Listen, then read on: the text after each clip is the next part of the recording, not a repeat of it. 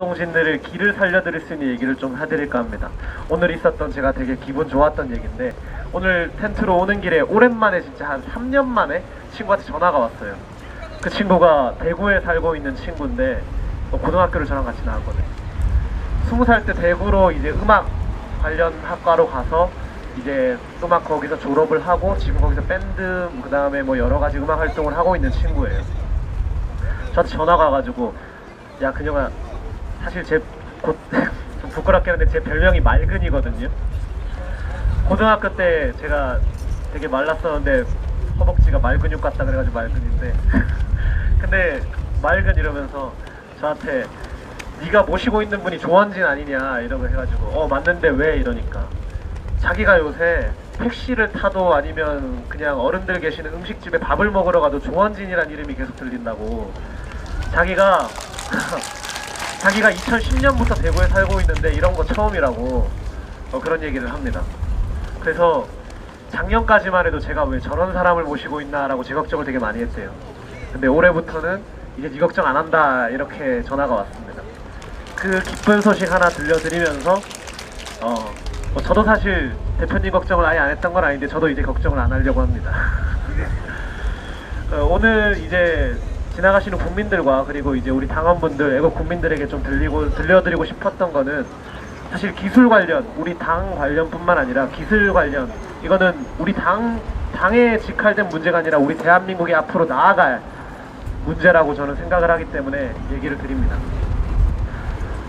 기술력은 우리 대한민국이 앞으로 살아갈, 우리나라 국민들이, 우리 미래 세대가 참 비옥한 그리고 안전한 그리고 이제 더 나은 세대를 살 수 있는 유일한 터전입니다. 기술은 우리나라에 뭐 자본도 없고 인구도 많지도 않고 뭐 다들 아시잖아요. 자원도 많지 않고 지금까지 기술에 그리고 이제 근면 성실을 바탕으로 이까지 왔는데, 앞으로 우리나라가 가야 될 길은 더욱더 첨단 산업이고 더욱더 기술 집중적인 산업에 투자가 돼야 되고 나아가야 된다. 그렇지 않으면 대한민국의 전체적인 산업 기반이 다 무너져 내린다. 다들 알고 계실 겁니다.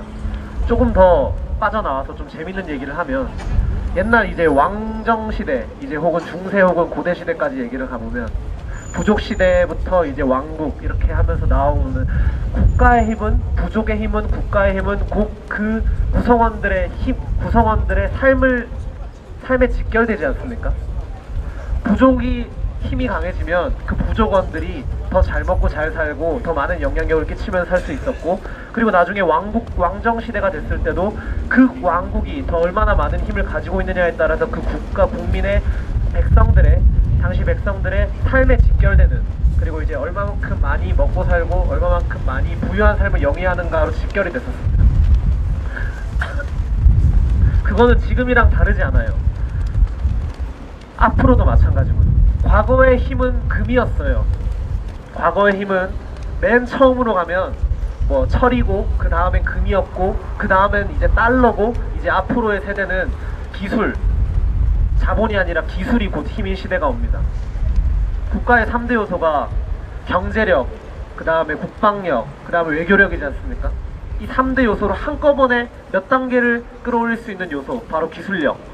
그 기술력의 시대가 와요. 근데 지금 대한민국에 제가 이런 얘기를 할 수 있는 거는, 저는 공학도였고 그리고 공학적으로 꿈을 갖고 우리나라에 좀 기여를 하고 싶었던 청년인데, 사실 좀 많이 달라졌긴 했지만 제 진로가 그래서 더 관심이 있어서 지켜보고 있는데, 우리 당을 빼고도 대한민국의 정당에서 이 기술 관련해서 참 심도 있게 고민하고 심도 있게 비전을 제시하고 대한민국의 청년들에게 독려를 하고, 그리고 이 국민들의 인식을 바꾸고 국민들의 여론을 바꾸고, 그리고 이제 외교를 협상을 하고 기술 집중 시각을 가진 이러한 정당이 없는 것 같아요. 사실 솔직하게 말하면 우리 공화당도 지금의 그 박근혜 대통령 탄핵부터 이뤄진 현 사태 급급해서 사실 기술 관련해서 아직은 지지부진하지만, 저는 우리 공화당의 최고위원으로서, 청년 최고위원으로서 확실하게 얘기하는 거는, 앞으로 우리 공화당이 나아가야 될 길은 우리 공화당뿐만 아니라 대한민국이 얼마만큼 기술력을 앞으로 청년들에게, 대한민국 국민들에게 비전과 이제 나아갈 길을 제시할 수 있는가, 그걸로 나뉜다고 생각합니다. 최근 미중 무역 전쟁과 이제 또 일본의 우리나라 제재 관련해서 참 경제 관련해서 엄청난 이슈들이 터지고 있잖아요. 조금 미중 무역 전쟁부터 겪어보자면, 저는 솔직히 말해서 중국이, 다들 아시겠지만 중국이 강해질 수 있었던 거는 미국이 밀어줬기 때문에 가능한 겁니다. 미국이 중국을 밀어주지 않았다면 중국이 절대 강해질 수가 없었어요. 그런데 중국을 그렇게 미국이 키워줬고, 그리고 얼마 직전까지도 별로 터치를 안 했던 이유는 중국은 과거의 기술도 현재의 기술도 그리고 어떠한 것도 미국에게 그 어떠한 위협조차 되지 않았기 때문입니다. 그런데 미중 무역전쟁이 최근에 발발했죠. 2018년에 기사가 하나 났는데 4차 산업혁명, 이제 다가오고 있는 4차 산업혁명, 그 4차 산업 기반 선점 전쟁에서 미국, 중국 두 국가가 어떤 나라가 앞서고 있느냐, 중국이 앞서고 있다라는 기사가 났습니다. 우리나라의 기사가 아니고 세계적인 권위 있는 곳의 기사입니다. 다들 의아하실 거예요. 기술이 중국이랑 미국과 비교가 되느냐, 어떻게 4차 산업에서 중국이 미국을 앞서고 있느냐, 이해가 안 되시죠? 근데 4차 산업의 기반은 얼마만큼 많은 곳에 이 망을 보유하고 있느냐, 얼마만큼 많이 유통망을 확보하고 있느냐의 차이입니다. 그런데 중국 아시다시피 되게 물건 싸게 팔잖아요. 그 싸게 팔아서 전 세계 곳곳에 엄청나게 많은 자신들의 물건을 팔았어요.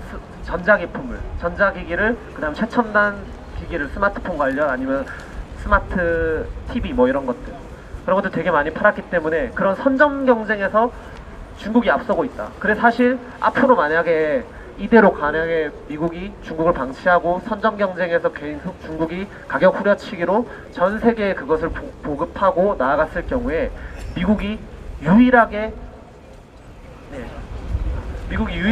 위협이 될 수 있는 미래 가능성이 있었다는 거죠. 그것 때문에 미국이 확실하게 화웨이를 타겟을 잡은 것은, 사실 미국의 화웨이랑 샤오미가 되게 유명하잖아요. 근데 샤오미는 행동대장이고 화웨이가 머리통입니다. 아, 중국에 죄송합니다. 화웨이는 2015년부터 2018년 15, 16, 17, 18 4년 동안 지적재산권 관련 그거를 4년 중에 단 한 해 빼고 다 1등을 했던 기업이에요. 전 세계적으로. 딱 한 해도 1등이 아니라 2등을 했습니다. 그리고 그 기간 동안 삼성이 가장 높았던 성적은 8위. 그 정도로 화웨이는 우리가 인정해줘야 되는 기술적으로 앞서고 있는 기업입니다. 사실 샤오미부터 화웨이를 제외한 모든 중국 기업들 세계의 질서, 그리고 이제 뭐 지적재산권을 보호해줘야 된다는 질서를 따르면 다 한순간에 다 망할 수 있습니다. 다 언제든지 위협이 안 돼요. 근데 화웨이만 문제가 되고, 화웨이만 미국한테 실질적인 위험 요소가 될 수 있는 기업이었는데, 그 화웨이가 각종 이제 안보나 이제 정보 관련 부분에서 도청이나 여러 가지 문제가 있다는 게 확실히 확인이 됐고, 그것을 명분으로 중국이 지금 미국한테 당하고 있는 거고, 실질적으로 그 싸움은 끝났습니다.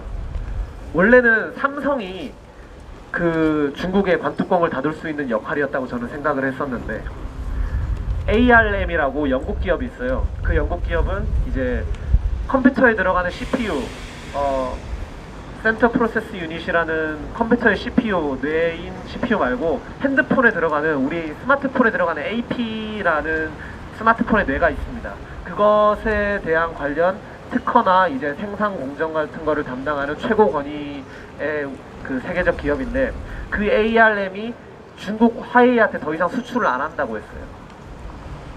이게 어떤 의미냐면, 화웨이는 스마트폰 관련해서 엄청나게 많은 그것을 수익을 걷고 있는데, 더 이상 그 스마트폰 생산에 차질이 걸렸다는 얘기고, 근데 그 영국이 그 역할을 했느냐? 기업은 영국 기업인데 ARM이 소프트뱅크 자회사입니다. 소프트뱅크는 일본 기업이고, 손정이라고 한인 3세 분께서 회장으로 계신 일본의 기업이죠. 그래서 이제 미중 무역전쟁, 4차 산업 선점 경쟁에서 일본이 미국의 최강 우방국으로서 가장 확실한 입지를 다졌다. 사실 한국과 삼성이 될 수도 있는 그 자리를 우리는 뺏겼다. 문재인 정권의 잘못된 치대 때문에. 그렇게 생각을 합니다. 그리고 마지막으로 짧게, 제가 너무 많이 마이크를 잡고 있는 것 같은데요, 제가 오늘 짧게 마지막 하나 하겠습니다. 아까 전에도 얘기를 드렸는데, 그 일본이 지금 우리나라에 제재하고 있는 그 품목 관련해서 불화수소가 있어요. 이 불화수소는 확실하게 얘기를 드리면 대체 불가능한 반도체 핵심 소재입니다. 그 시장에서, 전 세계 시장에서 90%를 일본이 선점을 하고 있어요. 그 90%를 80% 90%에 육박하는데, 그 선점하고 있는 일본에서 일본이 만약에 그 분야를 이제 아예 더 당신 국가에 수출 안 하겠다라고 해서 영향을 안 받을 국가는 솔직히 저는 미국 빼고는 없다고 생각합니다. 미국은 일본의 도움이 없더라도 자원, 자본력, 기술력 등 압도적인 위치를 선점하고 있기 때문에 언제든지 자국 기술력으로 그걸 쌓을 수 있어요. 하지만 미국 제외한 어떤 국가도 일본의 협조를 구하지 않으면 반도체 관련해서 살아남을 수가 없는 게 지금 현재의 상황이다.